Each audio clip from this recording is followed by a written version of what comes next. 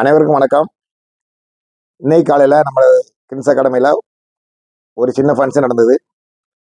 என்னென்னா எஸ்பிபிஓ அதில் வந்து கிளியர் பண்ணியிருக்காங்க.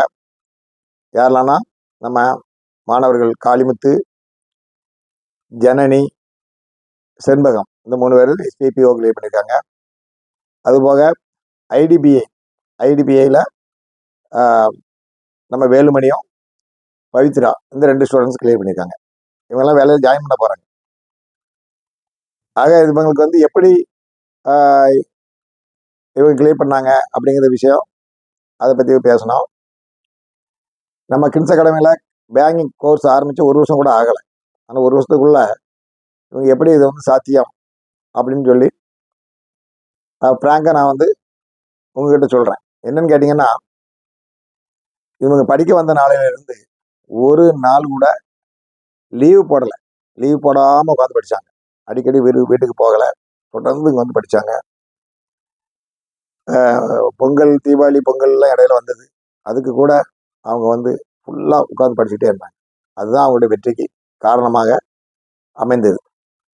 இவங்க எப்போ வந்து பேங்கிங் படிக்க ஆரம்பித்தாங்கன்னா, இங்கே வந்த பிறகு இல்லை, அதுக்கு முன்னாடினா கிட்டத்தட்ட 3 வருஷத்துக்கு முன்னாடியே அவங்க படிக்க ஆரம்பிச்சிட்டாங்க.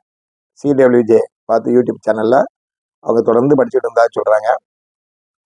அது மட்டும் இல்லை, இங்கே வந்த பிறகு நமக்கு ஃபுல் எஃபர்ட் எடுத்து போட்டு படித்தாங்க. அதனால் கிளியர் பண்ணி போக முடியும். அதனால் மாணவர்கள் இதை வந்து நம்ம பேங்கிங் படிக்கிறவங்க முக்கியமாக புரிந்து கொள்ள வேண்டியது, நீங்கள் படிக்கிற கால அளவு எல்லாம் 3 மாதம் படித்தா பாஸ், 6 மாதம் படித்தா பாஸ், 1 வருஷம் படித்தா பாஸ்ன்னு நினைக்காங்க. அதெல்லாம் தவறு. குறைஞ்சது 3 வருஷம் ஃபுல் எஃபர்ட் போட்டு படிக்கணும். அப்படி படித்தா தான் பாஸ் ஆக முடியும். அது பேங்கிங் வந்து கிளியர் பண்ண முடியும். சாதாரணமான ஸ்டூடெண்ட் அது யாராக இருந்தாலும் கிளியர் பண்ணிக்கலாம். ஆனால் 3 வருஷம் தொடர் முயற்சி இருக்கணும். அதுதான் முக்கியமாக தெரிந்து கொள்ள வேண்டியது. அப்புறம் அடிக்கொரு தடவை லீவ் போடக்கூடாது. இங்கேருந்து ஏதாவது வீட்டில் ஃபங்க்ஷன் இருக்குது அப்படின்னு சொல்லி போயிட்டு வந்தீங்கன்னா, அது உங்களை கண்டிப்பாக கீழே இழுத்து விட்டுரும். ஒரு தடவை போகும்போது நமக்கு சந்தோஷமாக இருக்கும். வீட்டை விட்டு வரும்போது கண்டிப்பாக வந்து போகும்போது இருந்து அதே மைண்ட் செட் வரும்போது இருக்காது. எண்ணம் பூரா சிந்தனைகள் இருக்கும். ஏன்னா வீட்டில் பலவிதமான பிரச்சனைகள் வீடே கிடையாது. ஏதோ ஒரு வீடு நல்லதோ கெட்டதோ இருக்கும். அப்போ நம்ம சிந்தனை பூரா, எண்ணங்கள் பூரா அங்கே போயிடும். அதை வந்து திரும்ப படிப்பதற்கு செட் ஆகிறதுக்கு 2 நாளோ 4 நாளோ 20 நாளோ கூட ஆகணும். திரும்ப வந்து பழையபடி படிக்கிறது. அதனால அப்போ படித்தது பூரா நமக்கு மறந்து போயிடும். அதில் பின்னாடி பேக் அடிச்சிடுவோம். அதனால நம்ம வந்து எதுக்குமே லீவ் விடுறதில்லை. நம்ம அகாடமியில் தீபாவளி பொங்கலுக்கு கூட அகாடமி ரன் ஆகிட்டு இருக்கோம். ஒரு நாள் கூட லீவ் இல்லாமல் தொடர்ந்து நமக்கு வந்து படிச்சுக்கிட்டே இருப்பாங்க. கிளாஸ் நடந்துக்கிட்டே இருக்கும், ஹோம்ஒர்க் கொடுத்துக்கிட்டே இருப்போம், டெஸ்ட் நடந்துக்கிட்டே இருக்கும். அது மாதிரி அவங்க லீவ் பாஸ் ஆகிற வரைக்கும் தொடர் முயற்சி அவங்க எடுத்துக்கிட்டே இருக்கணும். நாங்கள் வந்து பயிற்சி கொடுத்துக்கிட்டே இருப்போம். அதனால் அப்படி வந்து கொடுக்கறனால தான் இந்த வெற்றி வந்து சாத்தியமாகுது. அதனால் மாணவ மாணவியர் நினச்சிக்கோங்க, படிக்கிறவங்க இந்த டைம் கால அளவை நீங்கள் பார்த்துக்கோங்க. அப்புறம் தொடர்ந்து இதை போல் படிச்சிங்கன்னா நீங்களும் ஒரு காளிமுத்து போல், ஒரு ஜனனி போல், ஒரு செண்பகம் போல் எஸ்பிபிஓ வந்து கிளியர் பண்ணலாம். நாங்கள் வந்து எல்லாமே கொடுக்குறோம். இங்கிலீஷ் வந்து தரமான வந்து ஒரு கல்வியை கொடுக்குறோம். நம்ம ஆபிஸ் சார் கொடுக்குறாரு. அதுபோக மேத்ஸ் ரீசனிங் நம்ம ராஜேஷ் சார் கல்வி கொடுக்குறாரு. இதுபோக மார்க் என்று நம்ம செந்தில் சார் அவருங்க வந்திருந்தார். ஃபங்க்ஷனுக்கு வந்து நல்லா சிறப்பாக பேசினார். கீழே எங்களுக்கு அப்படி இல்லை. நாங்கள் வேலைக்கு சேரும்போது எங்களுக்கு மேலே மட்டும்தான் ஆள் இருந்தாங்க. We are not seniors to anyone. நீங்கள் அப்படி இல்லை. You are and executive officer than others. இந்த கிளர்க்காக இருக்கவங்களுக்குலாம் மேலே நீங்கள் இருக்க போகிறீங்க. அவங்கள நீங்கள் வேலை வாங்கணும். அப்போது பார்ட்டிசிபேட்டிவ் லீடராக இருங்க. பார்ட்டிசிபேட்டிவ் லீடர்னா அவங்க கூட சேர்ந்து வேலை பாருங்கள். அவங்க கொடுக்குற சஜஷனை என்கரேஜ் பண்ணிக்கோங்க. அவங்களுடைய ஃப்ரெண்ட்ஷிப் வளர்த்துக்கோங்க. கண்ட்ரோல் பண்ணணும்னு நினச்சிங்கன்னா உங்களை கவுத்தணும் தான் நினைப்பாங்க. இதுதான் லைஃப். யாரை ஒருத்தரை லைஃப்பில் எந்த விஷயம்னாலும் சரி, நம்ம அடுத்தவங்களை கண்ட்ரோல் பண்ண நினச்சா அவங்க நம்மளை கவுத்தணும்னு நினைப்பாங்க. நம்ம இறங்கி அவங்க கூட ஃப்ரெண்ட்லி ஆகிட்டோம்னா அவங்க நம்மளை வாழணும்னு நினைப்பாங்க. இது 2 தான் விஷயம். அதுக்காக ரொம்ப தோளில் கை போட்டு ஃப்ரெண்ட்லி ஆகணும்னு அவசியம் இல்லை. பார்ட்டிசிபேட்டிவாக என்ன பண்ணணுங்கிறத பண்ணுங்க. அப்போ நான் நினச்சேன், கவுண்டரில் வெளியில் இருக்கிறவங்க நம்ம அப்பா அம்மாவும் இருந்தாங்கன்னா எந்த அளவுக்கு நம்ம சப்போர்ட் பண்ணணுமோ அந்த அளவுக்கு பண்ணுங்க. அதுக்காக பேங்கை மட்டும் தூக்கி கொடுத்துடக்கூடாது.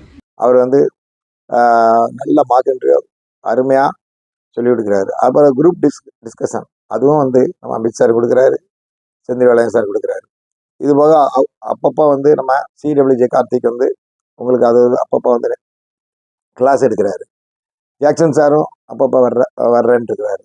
ஆக இந்த மாதிரி உங்களுக்கு பெரிய ஜாமான்கள்லாம் வந்து நேரம் வந்து உங்களுக்கு எடுக்கும்போது உங்களுக்கு இன்னும் நல்லா படிக்கணும் அப்படின்னு சொல்லி ஒரு ஆர்வம் வரும். அந்த ஆர்வத்தை தூண்டுற விதமாக நாங்கள் வந்து நடத்துகிறோம். அதை வந்து இந்த மாதிரி ஒரு ஒரு செட்டப்பு, இந்த மாதிரி ஒரு ஒரு வாய்ப்பு, இதெல்லாம் ஃப்ரீயாக நடத்துகிறோம். அதுதான் வந்து முக்கியம். அதனால் இதெல்லாம் எப்போவுமே உங்களுக்கு கிடைக்குமான்னு சொல்ல முடியாது. இப்போ உங்களுக்கு கிடச்சிருக்கு. அதனால் பேங்கிங் ஸ்டூடெண்ட்ஸ் வந்து இந்த வாய்ப்பை பயன்படுத்திக்கங்க. காரணமா வந்தது இங்க நம்ம பேச்சுமுத்து சார் இந்த இடம் கொடுத்து இந்த இதான் ஒரு விதையா போட்டு அவங்க கொடுத்தாங்க. அதுல நம்ம சாரு எல்லா சாரும் அபித் சாரு, கார்த்தி சாரு, மற்ற எல்லா சாரும் யூடியூப்பும் அடிக்கடி பார்ப்பா. அவங்க எல்லாரும் இருந்து ஒரு நல்ல உரம் போட்டு வளர்த்த மாதிரிக்கு வளர்த்துட்டு இருக்காங்க. இதே மாதிரி நீங்க எல்லாரும் வரணும். உங்க அம்மா அப்பாவுக்கு நல்ல பேர் வாங்கி கொடுக்கணும். ஏன்னா அம்மா அப்பாவுக்கு வந்து நம்ம நல்ல பேர் வாங்கி கொடுக்கறோம்னா ஒரு பெருமை.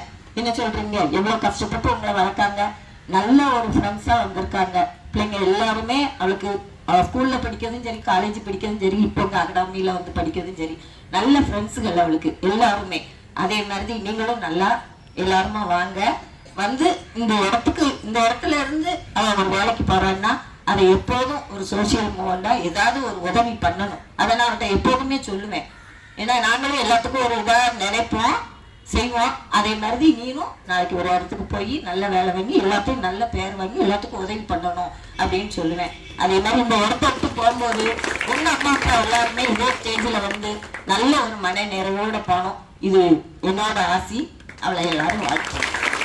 கண்டிப்பாக நீங்களும் வெற்றி பெறலாம். கடினமாக உழைக்கிறவங்களுக்கு நம்ம அகாடமியில் எப்போவுமே மரியாதை உண்டு, இடம் உண்டு. அதனால் படிக்கணும், கண்டிப்பாக வெற்றி பெறணும்னு நினைக்கிறவங்க இங்கே வாங்க. இங்கே வந்து எந்த ஒரு அகாடமிக்கும் குறைவில்லாத ஒரு தரமான, மிகவும் தரமான, சிறப்பான உங்களுக்கு கல்வி சேவை நாங்கள் செய்துகிட்டு இருக்கோம். இதை பயன்படுத்தி கொள்ளுங்கள். நன்றி, வணக்கம்.